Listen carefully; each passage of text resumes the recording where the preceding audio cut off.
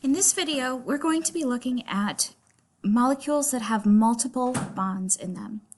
By the end of this video, you should be able to describe multiple covalent bonding in terms of atomic orbital overlap and relate the concept of resonance to pi bonding and electron delocalization. If we have a molecule like C2H4, the two carbon atoms each have two hydrogens on them. So there would be a double bond between the two carbon atoms.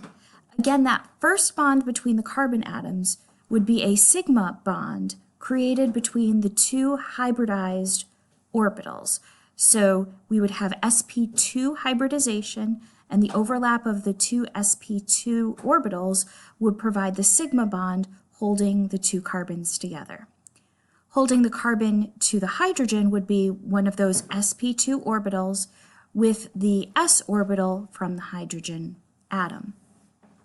The double bond created between the two hydrogen atoms would come from a pi bond formed from the overlap of the p orbital that is unhybridized on each carbon atom.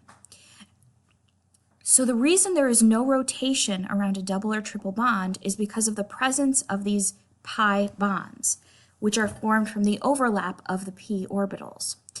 So if we were to try and rotate around that bond, then the p orbital lobes would not overlap as much anymore. So in order to have that maximum overlap, which we need to have in order to have the pi bond, it can't rotate at all. This is why the C2H4 molecule, all of the atoms lie in the same plane. With resonance, we have essentially the same thing. So for the SO2, we have two different resonance structures. One of them has the double bond between the S and the O on the left, and one has it on the right. So again, there would be a sigma bond between the S and each O, but this one shows a pi bond between the S and the O on the left, and this one shows it between the S and the O on the right.